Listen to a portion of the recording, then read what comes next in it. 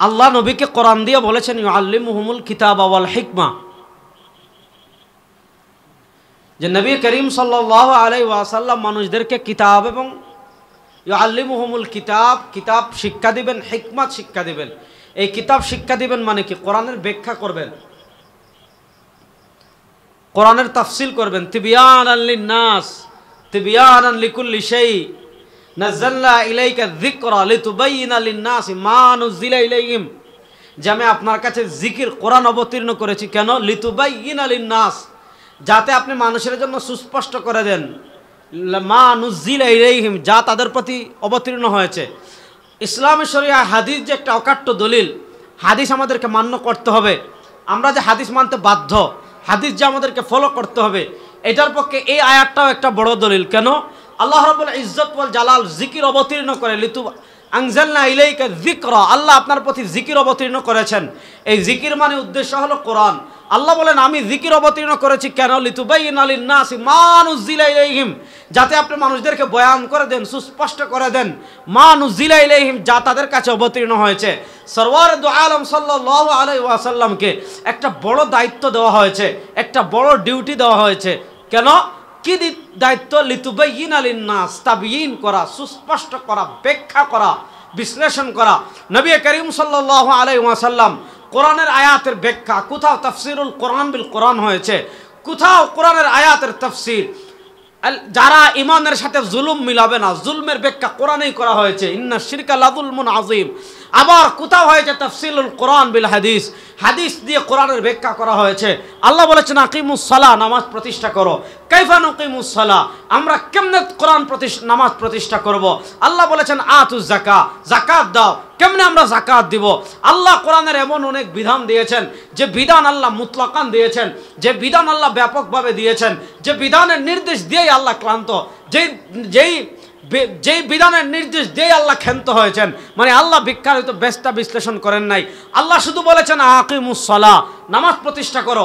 কেমনে করবো? তাফসিরুল কোরআন বিল হাদিস, নবী করিম সাল্লাল্লাহু আলাইহি ওয়াসাল্লাম হাদিসে নববীর মাধ্যমে, নবী করিম সাল্লাল্লাহু আলাইহি ওয়াসাল্লাম তার নির্দেশনার মাধ্যমে আমাদেরকে সেগুলোর ব্যাখ্যা করেছেন। এই ব্যাখ্যা করার দায়িত্ব দিয়েছেন আল্লাহ। যেহেতু নবীকে ব্যাখ্যা করার দায়িত্ব দিয়েছেন আল্লাহ, এবার নবীর ব্যাখ্যা আমাদের মানতে হবে কিনা, নাকি নবীর ব্যাখ্যা আমাদেরকে ওভারটেক করব? কোরআনই জবাব দিচ্ছে, মাইয়ুতির রাসূলা ফাকাদ আতা আল্লাহ। শোনো, দুনিয়াতে তুমি যদি আল্লাহকে পেতে চাও, দুনিয়াতে তুমি যদি আল্লাহর মহব্বত লাভ করতে চাও, দুনিয়াতে তুমি যদি আল্লাহর প্রিয় হতে চাও, কিয়ামতের দিন যদি তুমি আল্লাহর জান্নাত লাভ করতে চাও, আল্লাহর জাহান্নাম থেকে বাঁচতে চাও, দুইটা কাজ করতে হবে। একটা কাজ করতে হবে, সেটা কি? আল্লাহর আনুগত্য করার জন্য আল্লাহ শর্ত লাগিয়েছেন, মাইয়ুতির রাসূলা ফাকাদ আতা আল্লাহ। আরে তুমি যদি আল্লাহকে পেতে চাও, রাসূল করিম সাল্লাল্লাহু আলাইহি ওয়াসাল্লামের নির্দেশনা কেমন লাগবে? মাইয়ুতির রাসূল, যে ব্যক্তি রাসূল করিম সাল্লাল্লাহু আলাইহি ওয়াসাল্লামের আনুগত্য করবে, তার নির্দেশনা মানবে, তার আদেশ মানবে, তার নিষেধ মানবে, তার আহকামাত মানবে। রাসূল করিম সাল্লাল্লাহু আলাইহি ওয়াসাল্লামের আনুগত্য করার অর্থ হলো আল্লাহর আনুগত্য করা। তাহলে আল্লাহকে পেতে হলে আনুগত্য করতে হবে কার? রাসূলের। বলেন, আল্লাহকে পেতে হলে আনুগত্য করতে হবে কার? রাসূল করিম সাল্লাল্লাহু আলাইহি ওয়াসাল্লামের। আমি আপনাদেরকে ধাপে ধাপে ধাপে ধাপে বুঝাই। ইসলামের সূচনা কাল থেকে একটা দল আছে, এদেরকে বলা হয় মুনকিরিনে হাদিস, মুস্তাশরিকিন, ওরিয়েন্টালিস্ট, প্রাচ্যবিদরা। উপমহাদেশে পুঁজিবাদী অর্থনীতি আসার পর, প্রাচ্যবিদরা টাকা পয়সা এগিয়ে যাওয়ার পর, মুসলমানদের ঈমান এবং আমলকে হরণ করার জন্য যে কয়েকটা ইজম মতবাদকে তারা মুসলমানদের মধ্যে প্রতিষ্ঠা করতে চাচ্ছে ব্যাপকভাবে, তার ভিতর একটা হলো ইনকার হুজ্জিয়ত হাদিস। একটু ভালো করে বুঝবেন, বাচ্চারা কথা বলল না। হাদিসের প্রামাণিকতা অস্বীকার করার ফিতনা। খুব মনোযোগ দিয়ে বুঝবেন। বাংলাদেশে এদের নামগুলো বড় চটকদার, সাধারণ মানুষকে বিভ্রান্ত করার জন্য খুব সুন্দর সুন্দর নাম। QRF, আপনি নামটা খেয়াল করেন, QRF, কোরআন রিসার্চ ফাউন্ডেশন। কোরআন রিসার্চ ফাউন্ডেশন, QRF, কোরআন রিসার্চ ফাউন্ডেশন। আপনি মনে করতে পারেন যে কোরআন রিসার্চ ফাউন্ডেশন নামটা কত সুন্দর, মূলত তারা ওই থিম দিচ্ছে যে রাসূলুল্লাহ সাল্লাল্লাহু আলাইহি ওয়াসাল্লামের হাদিস মানা লাগবে না, আমাদের জন্য কোরআনে যথেষ্ট। আরে বেটা, আমাদের জন্য কোরআনে যথেষ্ট। কোরআন তো অবশ্যই আমাদের আসমানি কিতাব, কিন্তু কোরআনের ব্যাখ্যার দায়িত্ব আল্লাহই তো নবীকে দিয়েছেন। কোরআনের যে আয়াতগুলো কোরআনে আমরা ব্যাখ্যা পাবো না, যে হাদিসে ব্যাখ্যা পাবো, ওই আয়াতে আমরা নবীর ব্যাখ্যা মানবো না তোমার ব্যাখ্যা মানবো? বলত কোথাকার। আমরা আজকে এশার নামাজ আমরা পড়বো না, আমি তো পড়ে ফেলেছি, আপনারা পড়বেন না ইনশাআল্লাহ? কাদের পড়ার নিয়ত আছে দেখে হাত তোলেন তো। নিয়ত কি? এশার নামাজ পড়া তো ফরজ, পড়তেই হবে। এশার নামাজ কয় রাকাত? এশার নামাজের ফরজ কয় রাকাত? 4 রাকাত। জোরে বলেন, কয় রাকাত? 4 রাকাত। ফজর নামাজের ফরজ কয় রাকাত? 2 রাকাত। এশার নামাজতে 4 রাকাত। এটা আপনি কোরআনে পাবেন না, কোরআনে শুধু পাবেন নামাজ প্রতিষ্ঠা করেন, কিন্তু এশার নামাজ পড়তে হবে, 4 রাকাত পড়তে হবে, এইভাবে পড়তে হবে। এটা আপনি পাবেন কোথায়? হাদিসে। হাদিসে। বলে এটা আমরা পাবো কোথায়? হাদিসে। তাহলে আমাদের হাদিস মানা লাগবে কি লাগবে না? লাগবে। লাগবে। এবার একটা জিনিস বুঝেন, খুব মনোযোগ দিয়ে বুঝেন, এই পয়েন্টগুলো ধরলে আহলে কোরআনের সাথে আমাদের মৌলিক ইখতিলাফের জায়গা কোথায়? আহলে কোরআনরা হুজ্জিয়তে হাদিস, হাদিসের প্রামাণিকতাকে স্বীকারই করে না। আর আমরা বলি যারা হাদিসের প্রামাণিকতাকে স্বীকারই করে না তারা কাফের। ঠিক। যারা হাদিসের প্রামাণিকতাকে স্বীকার করে না তারা কি? কাফের। দেখবেন বাংলাদেশে অনেক পথভ্রষ্ট বক্তা আছে, এগুলো জাহিলে মুরাক্কাব। এরা কি প্রচার করে? আপনাদেরকে কেমনে বিভ্রান্ত করে, বলবে কবরে আযাব নাই, পরে নাউযুবিল্লাহ, কবরে আযাব মানে না কেন? যে আযাবুল কবরি এই শব্দটা কোরআনের কোথাও নাই। আরেকজন দেখবেন মারেফতের নামে গান বাজনা করে, আপনাদের কসবায় আছে কিনা আমি জানি না। মারেফতের নামে গান বাজনা হয় না? আপনি জিজ্ঞেস করবেন গান বাজনা কেন করতেছেন? একজন সংসদে দাঁড়িয়ে কি বলছে জানেন? এক নর্তকী, নর্তকী বুঝেননি? আমাদের সিলেটি ভাষায় বলে নটি, মানে গান বাজনা করে। একজন নর্তকী সংসদে বলেছে যে আমি কোরআন শরীফ পড়েছি, কুতুবে সিত্তা মিশকাত, সিয়াসিত্তা মিশকাত পড়েছি। আর নাম করেন না, দাঁড়ান, পবিত্র মজলিসে আমি কোথাও কোরআনের কোথাও আল গিনা হারাম এটা পাই নাই। গিনা মানে গান বাজনা। সে বলছে গান বাজনা কেন হালাল? কথা বুঝেন, পয়েন্ট হারাবেন না। সে যুক্তি দিচ্ছে যে গান বাজনা হালাল কেন? যে কোরআনের কোথাও আল গিনা ও হারামুন নাই। তারা বলতেছে আযাবুল কবরি নাই। আযাবুল কবর নাই কেন? যে কোরআনের কোথাও আযাবুল কবরি শব্দ নাই। এবার প্রথম পয়েন্ট বুঝেন, আমরা বলি কোরআনও যেমন মানা লাগবে, হাদিসও মানা লাগবে কি লাগবে না? লাগবে। তারা কথা বুঝতেছেন না মনে হয় আমার। যেমন কোরআন মানা লাগবে তেমন হাদিস মানা লাগবে কি লাগবে না? লাগবে। এখন যে বলতেছে যে আল গিনা হারামুন কোরআনে নাই, যে বলতেছে আযাবুল কবরি শব্দটা কোরআনে নাই, তার কাছে প্রথম প্রশ্ন করেন, আরে বড় গর্দব, তুই হাদিসকে শরীয়তের দলিল মানিস কিনা? যদি বলে না হাদিসকে শরীয়তের দলিল মানি না, তাহলে বলবে আমরা তুই তো কাফের, তোর সাথে গান বাজনা হালাল না হারাম এটা ইখতিলাফ করার কোনো দরকার আছে? যদি কেউ বলে না হাদিসকে দলিলই মানি না, আর যদি বলেন না হাদিসকে দলিল মানি,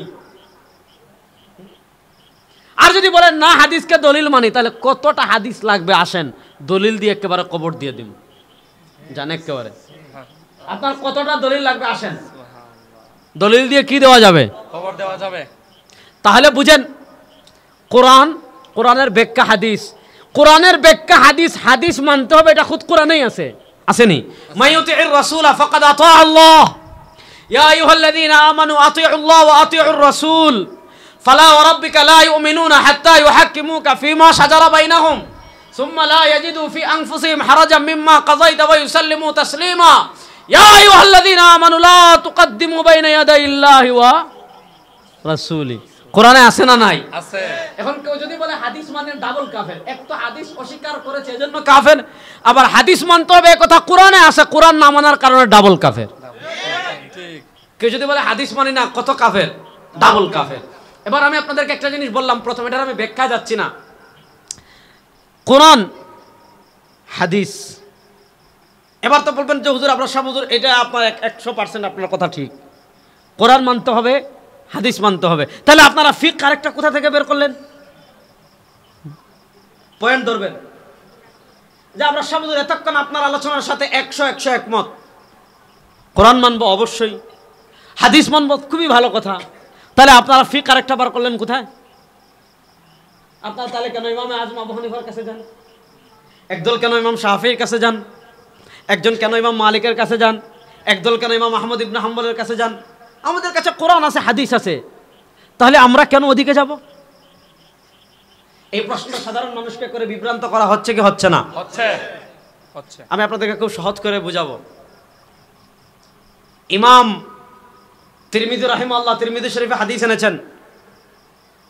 আব্দুর রহমান মুবারকপুরি রহমতুল্লাহ আলাইহি কিতাব লিখেছেন তুহফাতুল আহমাদি। উনি দেওবন্দি ঘরানার না, সালাফি ঘরানার। তিরমিজি শরীফের ব্যাখ্যা গ্রন্থ তুহফাতুল আহমাদিতে এই হাদিসকে হাসান বলেছেন। ইমাম ইবনে আব্দুল বার মালিকি রাহিমাহুল্লাহ জামে বায়ানিল মুফাদ্দিল 903 নম্বর পৃষ্ঠায় এ সংক্রান্ত প্রায় 17টা বর্ণনা এনেছেন। 17টা বর্ণনা বলার আমার সুযোগ নেই। আল্লাহ রাব্বুল ইজ্জত ওয়াল জালাল কোরআনুল কারীমের একটা সূরা আছে, সূরাতুল ফাতহ। আপনারা আসেননি আমার লগে? মুশতাকুন নবী ঈসা হুজুরের বয়ানের পরে আপনাদের বসছেন, এটাই তো অনেক কিছু আমার বয়ান শোনার জন্য, বুঝেন নাই? যেহেতু বসেই গেছেন একটু শুনেন। ইদা জাআ নাসরুল্লাহি ওয়াল ফাতহ, আল্লাহ বলতেছেন হাবিব চিন্তা করবেন না, যখন আল্লাহর পক্ষ থেকে বিজয় আর সাহায্য আসবে, ওয়ারাআইতান নাসা ইয়াদখুলুনা ফি দীনিল্লাহি আফওয়াজা, আপনি দেখবেন এতদিন মানুষ একজন, দুইজন, চারজন, পাঁচজন, ছয়জন, 10 জন, এক এলাকার 20-30 জন এসে মুসলমান হয়েছে। যখন বিজয় আসবে এক এক এলাকা একসাথে এসে দলে দলে মানুষ মুসলমান হয়ে যাবে। সুবহানাল্লাহ। আয়াত নাজিল হওয়ার পর ইয়ামানবাসী আসছে, ইয়ামানবাসী রাসূলুল্লাহ সাল্লাল্লাহু আলাইহি ওয়াসাল্লাম ক্বালা সুবহানাল্লাহ জা আহলুল ইয়ামান হুম আরাক্কু আফইদাতান ওয়া আলিয়ানু কুলুবান আল ইয়ামানু ইয়ামানিন ওয়াল হিকমাতু ইয়ামানিয়া। খুব প্রশংসা করলেন ইয়ামানবাসীর। এক বিশাল সংখ্যক এসে ইয়ামানবাসী মুসলমান হয়ে গেল। মনোযোগ, ইয়ামানবাসী মুসলমান হয়ে গেল। যাওয়ার সময় তারা বলছে ইয়া রাসূলুল্লাহ, তখন তো মোবাইল ছিল, ঠিক না? জি না। বিমান ছিল না। গাড়ি ছিল না। রাস্তা ছিল। একদল বলছে ইয়া রাসূলুল্লাহ, তারা বলছে আমরা তো চলে যাচ্ছি কসবায় না, চলে যাচ্ছি ইয়ামানে, অনেক দূরে। হাদিস বুঝবেন, আমরা ইয়ামান চলে যাচ্ছি, আপনাকে তো পাবো না, আর চাইলেই তো মদিনায় আসতে পারবো না, কোনো সমস্যায় পড়লেই তো আপনার সাথে ফেসবুক, মেসেঞ্জার, হোয়াটসঅ্যাপ কিছুই নেই, বিমানও নেই, গাড়িও নেই, চাইলে আসতে পারবো না, আসতে লাগবে 1 মাস 2 মাস। কিন্তু আমাদের তো কোরআন সুন্নাহ অনুযায়ী চলতে হবে। এক কাজ করেন, একজন মহান সাহাবীকে আমাদের সাথে দেন, যিনি আমাদের সব সমস্যার সমাধান দিবেন। পড়েন সুবহানাল্লাহ। সুবহানাল্লাহ। নবী করিম সাল্লাল্লাহু আলাইহি ওয়াসাল্লাম মুআয ইবনে জাবাল রাদিয়াল্লাহু তাআলা আনহুকে শিক্ষক বানিয়ে পাঠাচ্ছেন ইয়ামান। পাঠানোর সময় জিজ্ঞাসা করছেন কাইফা তাকদি ইদা আরাস্তা লাকা আরদান ইয়া মুআয, ও মুআয তুমি এতদিন তো মদিনায় ছিলা, মদিনায় কোনো সমস্যায় পড়লে দৌড় দিয়ে আমার কাছে চলে আসতা, ইয়ামান গেলে তো আমাকে পাইবা না, কাইফা তাকদি ইদা আরাস্তা লাকা আরদান ইয়া মুআয, মুআয তুমি বলো আমাকে, ইয়ামানবাসী যখন তোমার কাছে কোনো মাসআলা নিয়ে আসবে আমাকে পাইবা না, মোবাইল দিয়ে যোগাযোগ করতে পারবা না, রাবেতাও করতে পারবা না, কিন্তু ইয়ামানবাসীর সব মাসআলার সমাধান মুআয তোমাকে দিতে হবে। বলো কাইফা তাকদি ইদা আরাস্তা লাকা আরদান ইয়া মুআয, ও মুআয ইয়ামানবাসী যখন কোনো মাসআলা নিয়ে তোমার কাছে আসবে, ইয়ামানবাসীর মাসআলার সমাধান তুমি কি দিয়ে দিবে? মুআয ইবনে জাবাল রাদিয়াল্লাহু তাআলা জবাব দিচ্ছেন, ইয়া রাসূলুল্লাহ চিন্তার কোনো কারণ নাই, পেরেশানির কোনো কারণ নাই, আকযি বিকিতাবিল্লাহ, আমার কাছে তো আল্লাহর কিতাব কোরআন রয়েছে, আমি কোরআন দিয়ে ইয়ামানবাসীর মাসআলার সমাধান দিব। বড় আস্তে কইলেন সুবহানাল্লাহ। সুবহানাল্লাহ। তাহলে মুআয ইবনে জাবাল বললেন কোনো সমস্যা নাই, আসেন না আমার লগে। জি। মুআয ইবনে জাবাল আমার খুব মহব্বতের মানুষ, খুব কাছাকাছি মানুষ, আমরা একই ফোরামে কাজ করি তো একই সাথে বসি, খুব ফ্রি মানুষ, এজন্য দুষ্টামি করলাম। কথা বুঝেন, মুআয ইবনে জাবাল বলেছেন সমাধান দিব কি দিয়ে? কোরআন দিয়ে। এই সামনের কয়েকজন আমার সাথে আছেন, পিছনের ভাইরা আছেন তো? মুআয ইবনে জাবাল রাদিয়াল্লাহু তাআলা বললেন সমাধান দিব কি দিয়ে? কোরআন দিয়ে।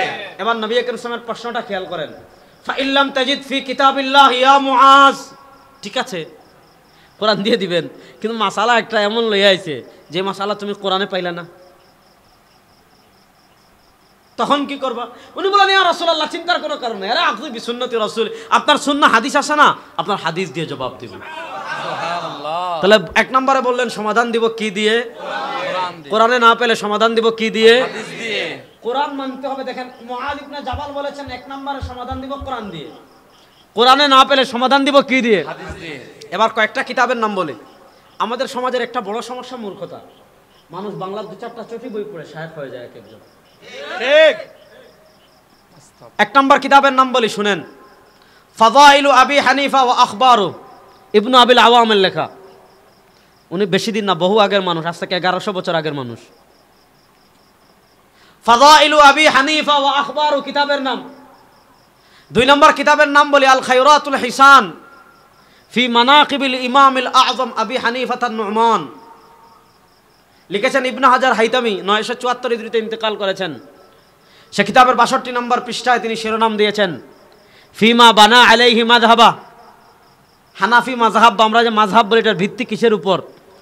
ইমামে আযম আবু হানিফা রাহিমাহুল্লাহ বলেছেন ফিকহে হানাফি বলেন বা মাযহাব বলেন, এটার ভিত্তি 4টা জিনিসের উপর। কয়টা জিনিসের উপর? 4টা জিনিসের উপর। কথা বলেন, বিরক্ত হচ্ছেন মনে হয়। কয়টা জিনিসের উপর? 4টা। উনি বলেন 1 নম্বর আখুযু বিকিতাবিল্লাহ, আমি 1 নম্বরে আঁকড়ে ধরব কোরআন। মুআয ইবনে জাবাল বলেছেন 1 নম্বর সমাধান দিব কি দিয়ে? কোরআন দিয়ে। কথা বলে না কেন? মুআয ইবনে জাবাল রাদিয়াল্লাহু তাআলা বলেছেন 1 নম্বরে সমাধান দিব কি দিয়ে? কোরআন দিয়ে। ইমামে আযম আবু হানিফা রাহিমাহুল্লাহ বলেছেন 1 নম্বরে আঁকড়ে ধরব কি? কোরআন। মিল আছে না নাই? আছে।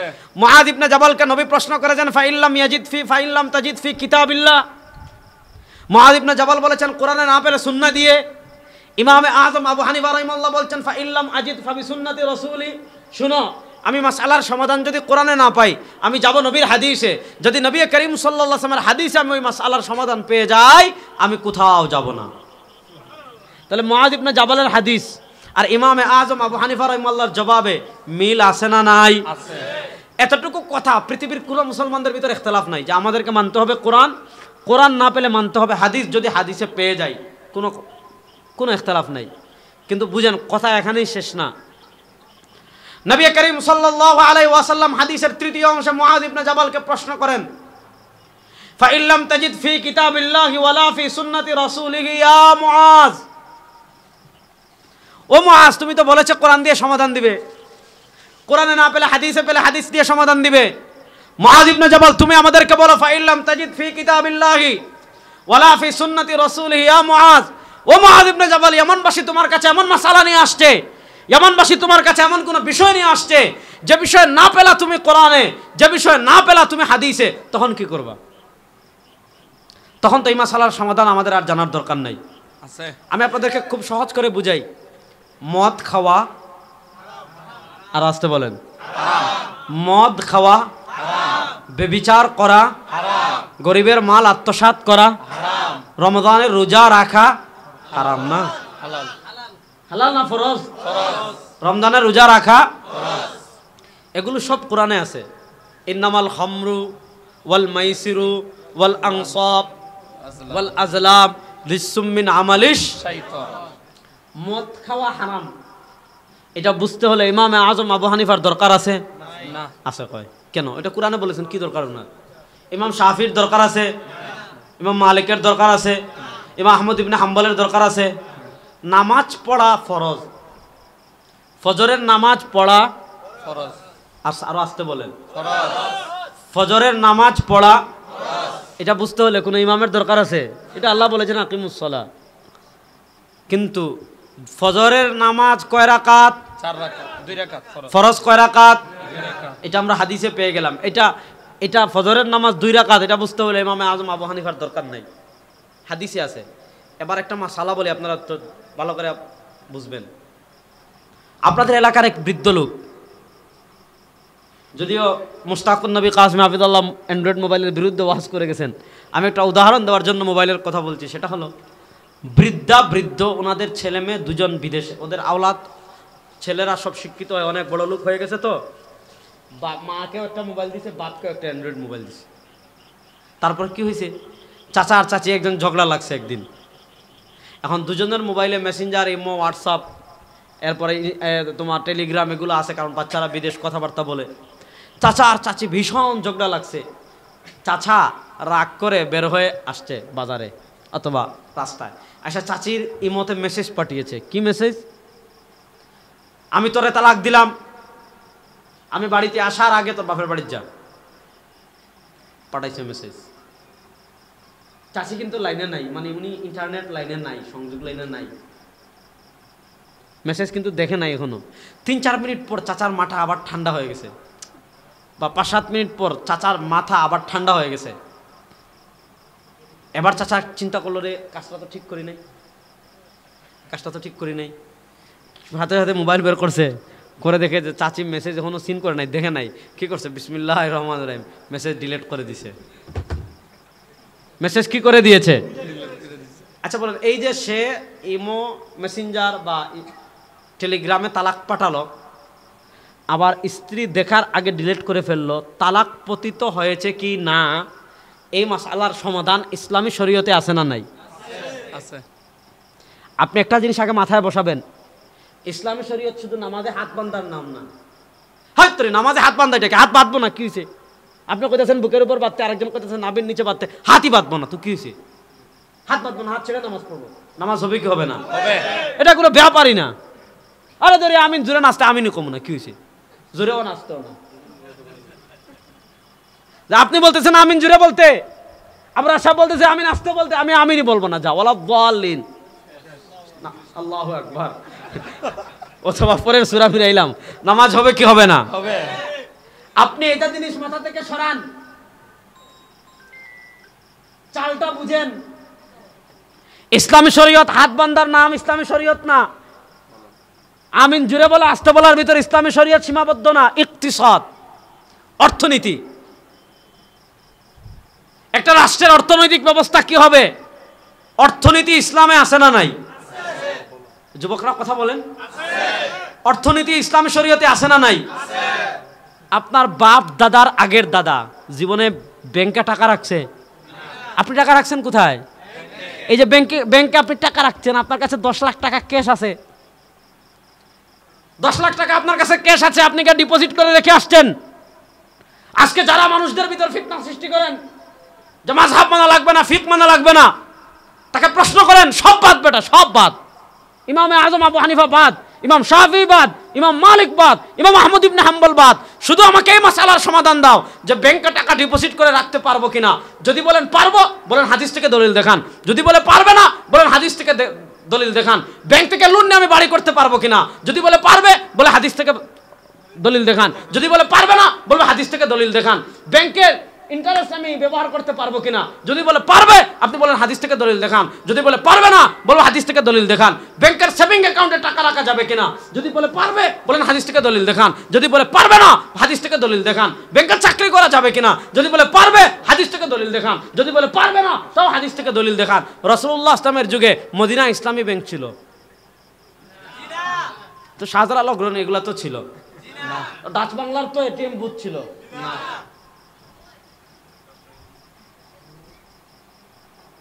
আপনি ব্যাপারটা বুঝেন।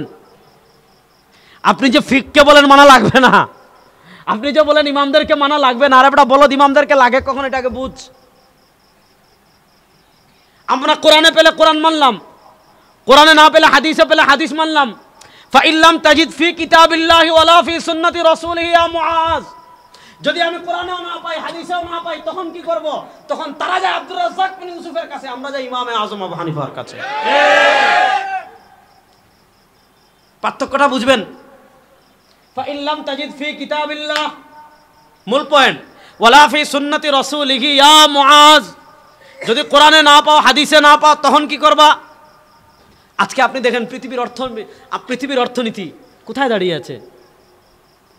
আপনি যদি ফিক না মানেন, অর্থনীতির কটা মাসালার সমাধান দিতে পারবেন?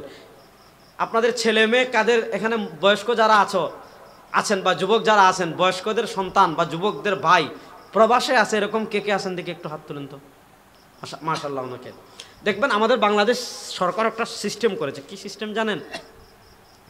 আমাদের বাংলাদেশের ইনকামের 2টা বড় খাত আছে রাষ্ট্রের ইনকামের একটা বড় খাত হলো রেমিটেন্স, প্রবাসীদের টাকা, আর একটা হলো গার্মেন্টস শিল্প।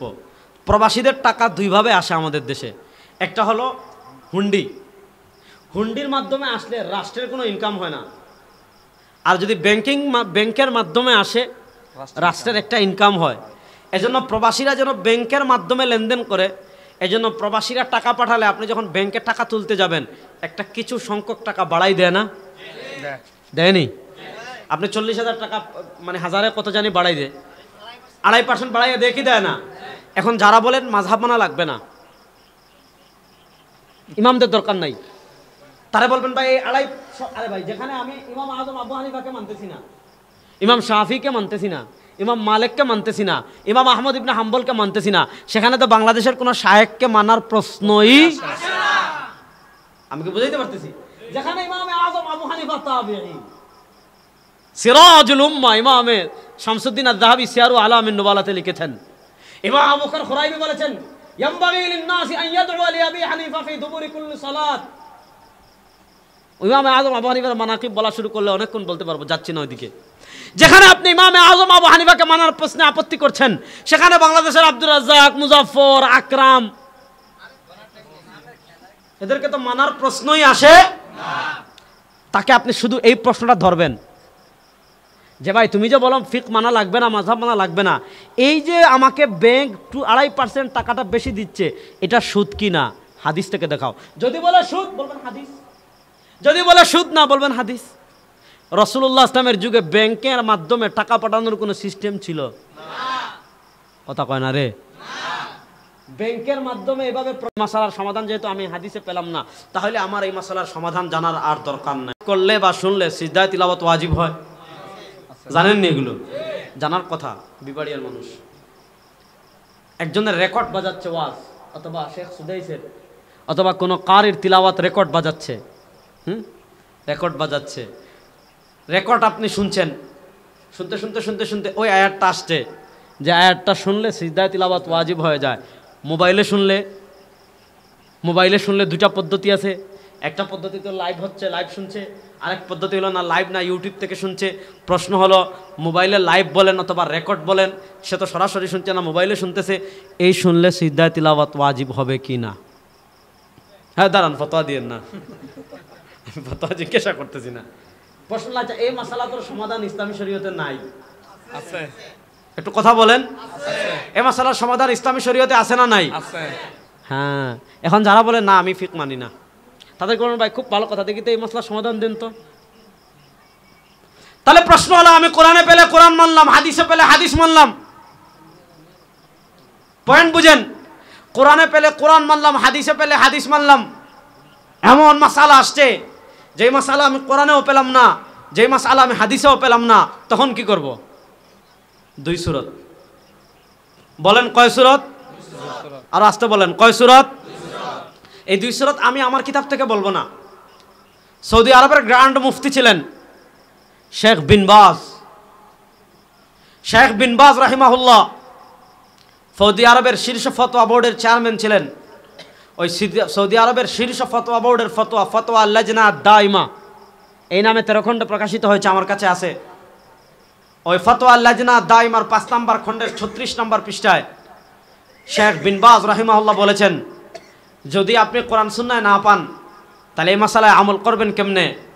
উনি 2টা বলেছেন, ইনকানা কাদিরান আলা ইস্তিমবাতিল আহকাম, যে যদি আপনি না পান তখন কি করবেন? 2 সূরত বুঝার আগে হাদিসটা শেষ করি, তাহলে সূরত বুঝা সহজ হবে। নবী করিম সাল্লাল্লাহু আলাইহি ওয়াসাল্লাম যখন মুআয ইবনে জাবাল রাদিয়াল্লাহু তাআলাকে তৃতীয় প্রশ্ন করেছেন, কি তৃতীয় প্রশ্ন? ফা ইন লাম তাজিদ ফি কিতাবিল্লাহি ওয়ালা ফি সুন্নতি রাসূলিহি ইয়া মুআয, ও মুআয ইবনে জাবাল বলো, ইয়ামানবাসী তোমার কাছে এমন মাসালা নিয়ে আসছে যেই মাসালা তুমি কোরআনেও পেলে না, ইয়ামানবাসী তোমার কাছে এমন মাসালা নিয়ে আসছে যেই মাসালা তুমি হাদিসেও পেলে না, তখন কি করবে? মুআয ইবনে জাবাল রাদিয়াল্লাহু তাআলা জবাব দিচ্ছেন, আজতাহিদু বিরাই, যে আমি যদি কোরআন সুন্নায় না পাই তাহলে আমার চিন্তার কোনো কারণ নাই, আমি কোরআন সুন্নাহ রিসার্চ করে, আমি কোরআন সুন্নাহ গবেষণা করে যেই মাসালাটা কোরআন সুন্নায় পাবো না, ওই মাসালাটা কোরআন সুন্নাহ রিসার্চ তথা গবেষণা করে ইয়ামানবাসীর মাসালার সমাধান দিয়ে দিব। সুবহানাল্লাহটা বড় আস্তে কইলেন। এবার 2 সূরত। আপনার সমাজে যদি এমন কোনো মাসালা আপনার কাছে আসছে, বা আপনার জীবনে এমন মাসালা আসছে যে মাসালা সরাসরি আপনি কোরআনে পেলেন না, সরাসরি আপনি হাদিসে পেলেন না।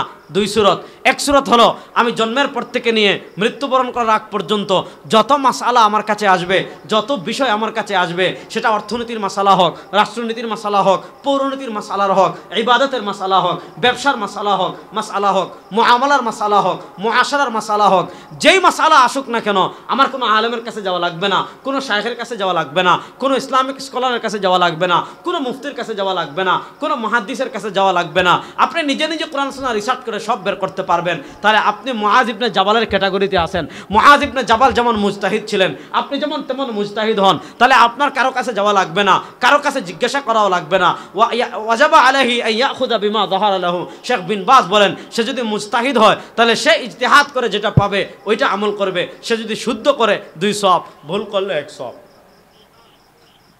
আচ্ছা, এখন বলেন এখানে যে এত মানুষ আছেন, কে কে এমন ক্যাটাগরিতে আছেন যে আমার জন্মগ্রহণ করার পর থেকে নিয়ে আমি মৃত্যুবরণ করার আগ পর্যন্ত আমি যত মাসালার সম্মুখীন হব, যত বিষয়ের সম্মুখীন হব, কোনো আলেমের কাছে যাওয়া লাগবে না, কোনো শায়েখের কাছে যাওয়া লাগবে না, কোনো মুফতির কাছে যাওয়া লাগবে না। অর্থনীতির মাসালা হোক, রাষ্ট্র ব্যবস্থার মাসালা হোক, সংবিধানের মাসালা হোক, হুদুদ কিসাসের মাসালা হোক, বিয়ের মাসালা হোক, নামাজের মাসালা হোক, ব্যবসা বাণিজ্যের মাসালা হোক, তালাকের মাসালা হোক, আমি সব কোরআন সুন্নাহর এত গভীর জ্ঞান আমার আছে যে আমি নিজে নিজে গবেষণা করে সব বের করতে পারবো। দেখি এরকম কে কে আছেন, হাত তুলেন তো। একজনও নাই, কি বলেন? দেখে হাত তুলেন তো, কে কে পারবেন সব গবেষণা করে বের করতে? আচ্ছা, কে কে পারবেন না দেখে হাত তুলেন তো। তারপরে একটু হাত তুলেন যে আমি সব মশলা গবেষণা করে বের করতে পারবো না। এবার হাত নামান ভাই। আবার আপনি বলেন তো, যেহেতু আমরা গবেষণা করে বের করতে পারবো না, তাহলে তো আমাদের আর আমল করার দরকার নাই। হ্যাঁ, কথা বলেন না কেন? যেহেতু আমি গবেষণা করে বের করতে পারবো না, সেহেতু আমার আমল করার কোনো দরকার নাই। কথা বলেন না কেন? আমল করার দরকার আছে না নাই? তাহলে প্রশ্ন হলো আমল করবো কেমনে? জবাব দিচ্ছি বিন বাজ থেকে। বিন বাজ বলেন, ওয়া ইন কানা গায়রু কাদিরিন আলা ইসতিমবাতিল আহকাম। বিন বাজ রাহিমাহুল্লাহ বলেন, ওয়া ইন কানা গায়রু কাদিরিন আলা ইসতিমবাতিল আহকাম, যদি সে নিজে নিজে গবেষণা করে ইস্তেমবাত করে বের করতে না পারে, মুজতাহিদ না হয়, কাল্লাদা ইমামাম মিন আইম্মাতিল মুসলিমিন আল মুক্তাদা বিহিম লিকাউলিল্লাহি আযজা ওয়া জাল ফাসআলু আহলা যিকরি ইন কুনতুম লা তা'লামুন। শেখ বিন বাজ রাহিমাহুল্লাহ বলেছেন, সে যদি নিজে নিজে গবেষণা করে বের করতে না পারে, আমল করবে কেমনে? বিন বাজ বলেন, ওয়া ইন কানা গায়রু কাদিরিন আলা ইসতিমবাতিল আহকাম, যদি সে মুজতাহিদ না হয় তাহলে আমল করবে কেমনে? বিন বাজ বলেন, কাল্লাদা ইমামাম মিন আইম্মাতিল মুসলিমিন আল মুক্তাদা বিহিম, উম্মার অনুসৃত কোন একজন ইমামের তাকলিদ করবে। কেন? ফাসআলু আলা যিকরি ইন কুনতুম লা তা'লামুন। এবার বলেন, বাংলাদেশে যারা বলে ফিকহ মানি না, বাংলাদেশে যারা বলে মাযহাব মানি না, মাশাআল্লাহ তারা সবাই মুজতাহিদ। বেশিরভাগ দেখবেন শুদ্ধ করে কোরআনই পড়তে পারে না। ঠিক। একজন মানে 100 জন আছে, কি কোন উল্টা পাল্টা কথা। এমনি তাদের আর আম মানুষ বাদ দেন, বড় বড় শায়েখ যেগুলো আছে এগুলার অনেকেই শুদ্ধ করে কোরআন পড়তে পারে না, আরবি পড়তে পারে না। আছে না নাই? আবার চ্যালেঞ্জ দেয়, রেজাউল করিম আবরারের সাথে বাহাস করবে। রেজাউল করিম আবরার তো বাহাস করার জন্য 24 ঘন্টা রেডি, ইনশাআল্লাহ। রেজাউল করিম আবরার তো কাঁচা মাঠের খেলোয়াড় না, পাকা মাঠের খেলোয়াড়। আপনাদের বড় বড় শায়েখদেরকে জিজ্ঞেস করেন, আকরামুজ্জামান বিন আব্দুল সালামকে, রেজাউল করিম আবরার কোন হ্যায়? হাবিবুর রহমান আজহারিকে জিজ্ঞেস করেন, রেজাউল করিম আবরার কোন হ্যায়? আপনি যদি আমাদের সাথে বসতে চান তাহলে তো একটা পর্যায়ে আসতে হবে আপনাকে, অন্তত কোরআন হাদিসটা শুদ্ধ করে পড়াটা শিখতে হবে আগে। ঠিক। যাক, কথা অন্যদিকে যাচ্ছে, ভালো করে বুঝেন যে বিষয়টা আমি আলোচনা করতে চাচ্ছি। তাহলে প্রশ্ন হলো, আমরা যারা পারি না আমল করব কেমনে? সহজ কথা, যারা পারি না আমল করব, যারা পারে তাদেরকে মাধ্যম বানিয়ে।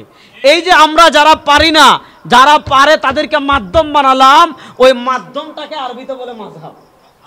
ওই মাধ্যমটাকে আরবিতে বলে কি? কতটা দেখেন, আমি আরেকজন ইমামের রেফারেন্স দেই, সৌদি আরবের আরেকজন আলেম ছিলেন শেখ সালেহ আল উসাইমিন রাহিমাহুল্লাহ, নাম শুনছেন?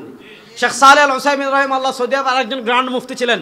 তার কিতাবের নাম লিকাতুল বাবিল মফতুহা।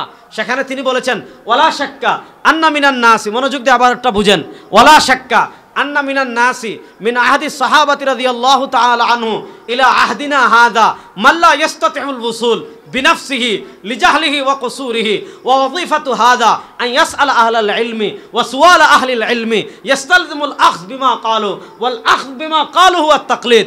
তাকলিদ এবং মাযহাবের সংজ্ঞা দিতে গিয়ে শেখ সালেহ আল উসাইমিন রাহিমাহুল্লাহ বলেন, ওয়ালা শাক্কা, এত কোনো সন্দেহ নাই, আন্না মিনান নাস মিন আহদি সাহাবা, সাহাবায়ে কেরাম রিদওয়ানুল্লাহি আলাইহিমের যুগ থেকে শুরু করে মিন আহদিনা হাযা, আমাদের যুগ পর্যন্ত কিছু মানুষ এমন আছে, সাহাবায়ে কেরাম রিদওয়ানুল্লাহি আলাইহিমের যুগ থেকে শুরু করে আমাদের যুগ পর্যন্ত কিছু মানুষ এমন আছে, মাল্লা ইস্তাতিউল উসুল বিনাফসিহি লিজাহলি ওয়া কুসুরিহি, যারা কোরআন সুন্নাহর গভীর জ্ঞান জানার না থাকার কারণে, যারা মুজতাহিদ না হওয়ার কারণে নিজে নিজে গবেষণা করে সব মাসালা বের করতে পারে না। এবার প্রশ্ন হলো, তারা যেহেতু নিজেরা গবেষণা করে সব মাসালা বের করতে পারে না, বাত ইয়ে হ্যায় वो सब लोग कैसे अमल करे, जो लोग নিজেরা গবেষণা করে বের করতে পারে না তারা কোরআন সুন্নাহ অনুযায়ী আমল করবে কেমনে? শেখ সালেহ আল উসাইমিন জবাব দিচ্ছেন, ওয়া ওয়াজিফাতু হাদা আন ইয়াসাল আহলাল ইলমি, সে আহলুল ইলম মুস্তাহিদ উলামায়ে কেরামের কাছে মাসালা জিজ্ঞাসা করবে, ওয়া সুআল আহলিল ইলমি ইস্তালজিমুল আখয বিমা ক্বালু, উলামায়ে কেরাম যে সমাধান দিবেন, মুস্তাহিদ ইমামগণ যে সমাধান দিবেন, সেই সমাধানটা সে গ্রহণ করবে। ওই যে সে পারে না আমল করার জন্য মুজতাহিদ ইমামদেরকে মাধ্যম বানালো, ওয়াল আখয বিমা ক্বালু হুয়া তাকলিদ, ওই মাধ্যমটাকে আরবিতে বলে তাকলিদ এবং মাযহাব। জাহেলেরা মাযহাবকে এটাও বুঝে না। প্রশ্ন হলো, তারাও মানে আমরাও মানে। এখানে এই প্রসঙ্গ যাওয়ার আগে একটা কথা আমি আরো ব্যাখ্যা করি। এখানে সালেহ আল উসাইমিন একটা গুরুত্বপূর্ণ কথা বলেছেন যে মিন আহদি সাহাবা, এই মানামানিটা সাহাবার যুগ থেকে আসে। সাহাবাদের যুগেও যে ছিল, অর্থাৎ যে সাহাবারা মুজতাহিদ ছিলেন না তারা ফুরঈ মাসালার ক্ষেত্রে মুজতাহিদ সাহাবার মাযহাব মানতেন। এই কথাটা কোথায় আছে? এটা শুধু সালেহ আল উসাইমিন বলেছেন এমন না, এটা বলেছেন ইমাম আলী ইবনুল মাদিনী। ইমাম আলী ইবনুল মাদিনী রাহিমাহুল্লাহ ইমাম বুখারীর উস্তাদ, 233 হিজরিতে ইন্তেকাল করেছেন, আজ থেকে 1210 বছর আগের মানুষ। তার লিখিত কিতাব আছে ইলালুল হাদিস ওয়া মারিফাতুর রিজাল, দারুল হাদিস কাহিরা থেকে যেটা ছাপছে ওটার 63 নম্বর পৃষ্ঠা, আর তোমার বাইরুতের ছাপের 117 নম্বর পৃষ্ঠা। ভালো করে বুঝবেন, শেখ ইমাম আলী ইবনুল মাদিনী ইমাম বুখারী রাহিমাহুল্লাহর খাস উস্তাদ, তিনি এই আলোচনা করতে বলেছেন, মা লাম ইয়াকুম মিন আসহাবি রাসূলিল্লাহ সাল্লাল্লাহু আলাইহি ওয়াসাল্লাম, লাম ইয়াকুম মিন আসহাবি রাসূলিল্লাহ সাল্লাল্লাহু আলাইহি ওয়াসাল্লাম মান লাহু সুহাইবা ইয়াযহাবুনা মাযহাবাহু। আসেনি মাযহাব মান লাম ইয়াকুম মিন, এই কিতাবগুলো তো এরা মানে সবাই পড়ে কিনা আমি জানি না, বাকি বাংলা শেখ যারা এরা তো পড়ার কোনো সুযোগই নাই। লাম ইয়াকুম মিন আসহাবি রাসূলিল্লাহ সাল্লাল্লাহু আলাইহি ওয়াসাল্লাম মান লাহু সুহাইবা, নবী করিম সাল্লাল্লাহু আলাইহি ওয়াসাল্লামের সুহবতপ্রাপ্ত সাহাবা একরাম যারা ছিলেন, ইয়াযহাবুনা মাযহাবাহু, যারা মাযহাব মানতেন, ইয়াযহাবুনা মাযহাবাহু, সাহাবা একরাম মাযহাব মানতেন, ওয়া ইয়াসলুকুনা তারিকাতাহু, পথে চলতেন, কাদের ইল্লা সালাসা, সব সাহাবা 3 জন সাহাবার মাযহাব মানতেন, আব্দুল্লাহ ইবনে মাসউদিন ও আব্দুল্লাহ ইবনে আব্বাসিন ও যায়েদ ইবনে সাবিতিন, 3 জন বড় সাহাবী 3টা শহরে থাকতেন। হযরত ইবনে আব্বাস থাকতেন মক্কায়, মক্কাবাসী তার মাযহাব মানত। হযরত যায়েদ ইবনে সাবিত থাকতেন মদিনায়, মদিনাবাসী তার মাযহাব মানত। হযরত আব্দুল্লাহ ইবনে মাসউদ থাকতেন ইরাকে, ইরাকবাসী তার মাযহাব মানত। মুআয ইবনে জাবাল থাকতেন ইয়ামানে, ইয়ামানবাসী তার মাযহাব মানত। এই 4টা শহরের বড় 4 জন সাহাবী থেকে আসছে 4টা মাযহাব। ঠিক, সুবহানাল্লাহ বলেন। সুবহানাল্লাহ। এই ইতিহাস আমার না ইমাম বুখারীর উস্তাদের? ইমাম বুখারীর উস্তাদের। এবার বুঝেন, এবার পয়েন্টটা বুঝেন, আমরা যে মাসালাটা পারবো না গবেষণা করে বের করার যোগ্যতা আমাদের নাই। যদি বলেন না আমি পারবো, ও তো বহু ভালো কথা ভাই, যদি এমন কেউ থাকেন পারবো, আমি আপনার খাদেম আজ থেকে। কারণ এত বড় মুজতাহিদ ইমাম রেখে আমি কেমনে ঢাকায় যাব? কসবা এত বড় মুজতাহিদ ইমাম রেখে ঢাকায় যাওয়া আমার জন্য জায়েজ হবে? মুজতাহিদ ইমামের সাক্ষাৎ, তার ইলম লাভ করার জন্য আমাদের সালাফে সালেহিন হাজার হাজার মাইল সফর করেছেন, আর কসবা এত বড় মুজতাহিদ রেখে আমি কেমনে ঢাকায় যাই? কথাটা আমি বুঝাইতে পারি নাই। তাহলে প্রশ্ন হলো, এখন আমরা আমল করব কেন? এই যে মাসআলাগুলো আমরা গবেষণা করে বের করার সমাধান আমরা রাখি না, যোগ্যতা রাখি না, এই মাসআলাগুলোকে আমরা আমল করার জন্য মাধ্যম বানিয়েছে ফিকহে হানাফিকে, কেউ মাধ্যম বানিয়েছে ফিকহে শাফিঈকে, কেউ মাধ্যম বানিয়েছে ফিকহে মালিকিকে, কেউ মাধ্যম বানিয়েছে তোমার ফিকহে হানাফিকে। এক এক দল এক একটা ফিকহকে মাধ্যম বানিয়েছে। এখন প্রশ্ন হলো, আমাদের সমাজে যারা বলে মাযহাব মানা লাগবে না, মাশাআল্লাহ তারা সবাই মুজতাহিদ না, তারাও মাধ্যম বানায়। পার্থক্য হলো আমরা মাধ্যম বানাই একজন মহান তাবেঈকে, আর তারা মাধ্যম বানায় বাংলা, গুগল, ইউটিউব, শায়েখকে। ঠিক ঠিক। আমরা মাধ্যম বানাই এমন ইমাম, মহান ইমাম, কত বড় ইমাম, ইমামে আজম আবু হানিফা। হাদিস শুনেন, একটা হাদিস শুনেন। হযরত সালমান ফারসি রাদিয়াল্লাহু তাআলা আনহু অনেক লম্বা হায়াত পেয়েছিলেন। তিনি একদিন নবী করিম সাল্লাল্লাহু আলাইহি ওয়াসাল্লামের কাছে এসেছেন। আমি আর খুব লম্বা করব না, আপনারা মানে বিরক্ত হচ্ছেন না তো? বিরক্ত হলে আরেকটু বলবো, শুনেন। হযরত সালমান ফারসি রাদিয়াল্লাহু তাআলা আনহু একদিন নবী করিম সাল্লাল্লাহু আলাইহি ওয়াসাল্লামের কাছে এসেছেন। নবী করিম সাল্লাল্লাহু আলাইহি ওয়াসাল্লাম সালমান ফারসির পিঠে ভাবে হাত দিয়েছেন। হাত দিয়ে বলেন, লাউ কানাল ইলমু বিসুরাইয়া লানালাহু রাজুলুম মিন আবনায়ে ফারস। শোনো, দুনিয়া থেকে ইলমে দ্বীন, কোরআন সুন্নাহর ইলম বিদায় নিয়ে যদি সুরাইয়া তারকায় উঠে যায়, কোরআন হাদিসের ইলম দুনিয়া থেকে উঠে যদি সুরাইয়া তারকায় উঠে যায়, নবী করিম সাল্লাল্লাহু বলেন আল্লাহ সালমান ফারসির বংশে এমন একজন আলেম পাঠাবেন যিনি ওই সুরাইয়া তারকা থেকে ইলমকে আবার দুনিয়াতে নামিয়ে নিয়ে আসবেন। সুবহানাল্লাহ। কথা বুঝতেছেন? যে ইলম যদি সুরাইয়া তারকায় উঠে যায়, আল্লাহ তার বংশে এমন একজন আলিম পাঠাবেন যিনি সুরাইয়া তারকা থেকে ইলমকে নামিয়ে আবার দুনিয়াতে নিয়ে আসবেন। তো মুহাদ্দিসিনে কেরাম হাদিসের ব্যাখ্যায় বলেন, সালমান ফারসির নসলে, সালমান ফারসির বংশে আল্লাহ সালমান ফারসির বংশে ইমামে আজম আবু হানিফা রাহিমাহুল্লাহ থেকে বড় কোনো আলেম ছিলেন না। সুবহানাল্লাহ। দেখেন, ইমামে আজম আবু হানিফার মানাকিব বলে আলোচনা চলে যাবে আরেক দিকে, ওদিকে আমি যাচ্ছি না। যেটা বললাম, তাহলে আমরা কোরআন মানবো, হাদিস মানবো, যে মাসালাটা কোরআন হাদিস পাবো না। এখন আপনাকে প্রশ্ন করবে, হুজুর কোরআন হাদিস বাদ দিয়ে মাযহাব বানা লাগবে কেন? এই প্রশ্নটাই ভুল। আরে কোরআন হাদিস বাদ দিয়ে মাযহাব বানা লাগে নাকি? যেই মাসালা আমি কোরআন হাদিসে পাবো না, তখন লাগবে মাযহাব। কথাটা আমি বুঝাইতে পারি নাই। এজন্য তাহলে আমাদের এক নাম্বার কোরআনও মানতে হবে, হাদিসও মানতে হবে। বলেন, কোরআনও মানতে হবে, হাদিসও মানতে হবে। এরপরে কোরআন হাদিসে না পারলে যাব মাযহাবের দিকে। ইমামে আযম আবু হানিফা রাহিমাহুল্লাহ এই কথা বলেছেন যে আমি কোরআন যাব, কোরআন না পেলে হাদিসে যাব। ফাইদান তাহাল আমর ইলা আমির ওয়া শাবি ওয়া আতা ফাহুম রিজাল ওয়া নাহনু রিজাল আজতাহিদু কামাস্তাহাদু। বিষয়টা যখন কোরআন হাদিস সাহাবা ইকরামের মধ্যে পাওয়া যাবে না, তখন কি হবে? যদি এটা তাবি পর্যন্ত আসে, তাহলে উনারাও তাবি, আমিও তাবি, উনারা মুজতাহিদ, আমিও মুজতাহিদ, তাহলে আমি ইজতিহাদ করব যেমন তারা ইজতিহাদ করেছেন। এবার বুঝেন, ইমামে আজম আবু হানিফা রাহিমাহুল্লাহ কোরআন হাদিস বাদ দিয়ে ইজতিহাদের দিকে যান নাই। কোরআন হাদিসে বিধান আছে, ইজতিহাদের কাছে গিয়েছেন। এমন উদাহরণ কেউ কিয়ামত পর্যন্ত দেখাতে পারবে না যে কোরআন হাদিসে একটা মাসালার সুস্পষ্ট সমাধান আছে, আর সুস্পষ্ট সমাধান থাকার পর পয়েন্ট বুঝেন। কি কিছু বলবেন? হ্যাঁ বলবেন। বসেন। কোরআন হাদিসে কোন মাসালা সুস্পষ্ট আছে, সুস্পষ্ট থাকার পর ইমামে আজম আবু হানিফা রাহিমাহুল্লাহ ইজতিহাদের দিকে গিয়েছেন, আর হানাফিরা ওই মাসালায় কোরআন হাদিসের সুস্পষ্ট বিধান বাদ দিয়ে ইমামে আজম আবু হানিফা রাহিমাহুল্লাহর ইজতিহাদকে মানে।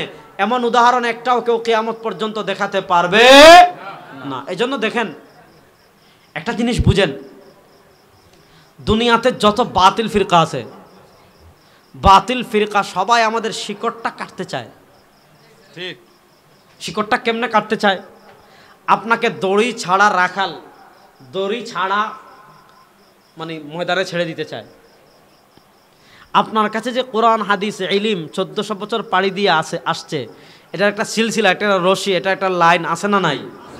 কথা বলেন না কেন, আছে না নাই?